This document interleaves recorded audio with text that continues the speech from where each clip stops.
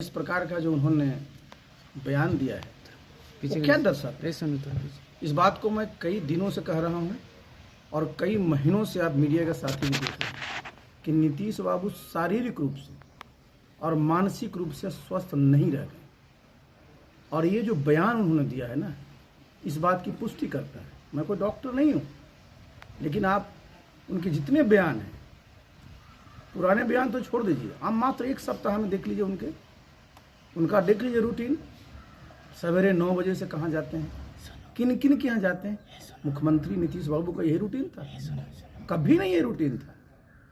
और ये जो रूटीन है और जो ये उन्होंने बयान दिया है, मैंने कहा कि इसकी जितनी वर्षना की है वो कम है। क्या लग रहा है? और नीतीश बाबू को लिए मैं बता दूं, अब उनके लिए मुख्यमंत्री के पद पर बने रहना 1 मिनट के लिए भी न उनके लिए उचित है और न बिहार के लिए।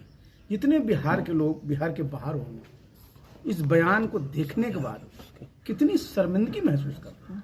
देखिए, ये जहां बोल रहे थे ना, ये कोई बच्चों का क्लासरूम नहीं था, अपनी इनके मित्र मंडली नहीं थी, ये सदन है।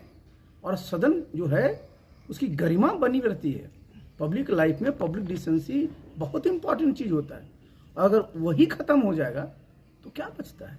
इसलिए जो उनके पार्टी के लोग हैं, जो महागठबंधन के लोग हैं, उनको तत्काल सोचना चाहिए। और आज 11 बजे से हाउस होता है ना, उसके पहले नीतीश बाबू को अपना इस्तीफा दे करके और इस जो वक्तव्य दिया है उसके लिए माफी मांगना चाहिए। तेजस्वी यादव ने कहा है कि बयान को गलत तरीके से परोसा जा रहा है।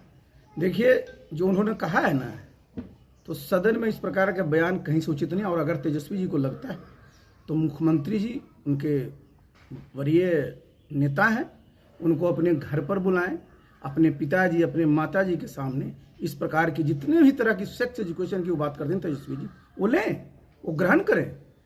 लेकिन ये जो है ना, ये सदन जो है, ये कोई उचित फोरम इस प्रकार के व्यक्तित्व के लिए नहीं है। और मैं तो स्पष्ट कर रहा हूं ना, ये दर्शाता है कि नीतीश बाबू कहीं से भी अब शारीरिक रूप से और मानसिक रूप से स्वस्थ नहीं है। उनकी मानसिक रुग्णता का यह परिचायक है। और एक मानसिक रूप से रुग्ण व्यक्ति क्या प्रदेश को की सेवा कर पाएगा? कई महिला उस हाउस में रो गई है इस फांस में। देखिए, महिला रोएगी क्यों नहीं साहब? आखिर आपने पूरी महिला समाज को किस प्रकार से एक ऑब्जेक्ट ऑफ सेक्स रख के सामने ले रख दिया? क्या महिला सिर्फ एक ऑब्जेक्ट ऑफ सेक्स है? भाई, ये सब जानते हैं कि माता हमारी होती है, माता हम सब लोगों को जन्म देती है, हमारी जननी है वो। जैसे धरती माता है वैसे हमारी माता है, जैसे हमारी भारत माता है वैसे वो माता है। और माता का सम्मान करना जो आदमी भूल जाए, इसका मतलब क्या है? नीतीश बाबू को आप भी जानते हैं, हम भी जानते हैं, वो जब भी अगर नॉर्मल होते थे, इस प्रकार का अमर्यादित, अभद्र, अश्लील वक्तव्य कभी आया है उनका क्या? तो मैं तो जिस बात को कह रहा हूं ना, मैं तो ये कह रहा हूं ना कि अब वो मुख्यमंत्री के पद पर रहने लायक मानसिक रूप से नहीं बच गए हैं। और सबसे पहला जो होता है, जो समझिए पात्रता होती है किसी भी बड़े पद के लिए, कि आप मानसिक रूप से बिल्कुल स्वस्थ रहिए, शारीरिक रूप से स्वस्थ रहिए। कोई सेवा में जाता है तो क्या करते हैं आप? सेवा में ज्वाइनिंग के पहले मेडिकल सर्टिफिकेट लेते हैं कि नहीं लेते हैं?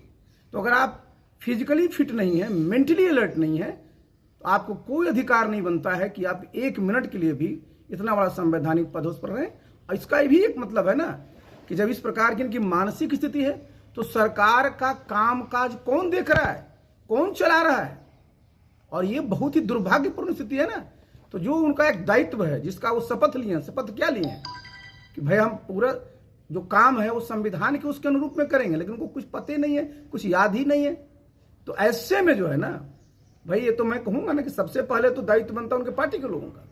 फिर जो गठबंधन में है उनको तत्काल नीतीश बाबू कहना चाहिए कि आप गद्दी छोड़िए अब आपका, और उनके लिए ही तत्पर है कि उनका ठीक से इलाज कराएं, जहां उनका ठीक से इलाज हो, जिससे कि उनकी जो भी आयु बची हुई है उनका स्वास्थ्य ठीक रहे। लोग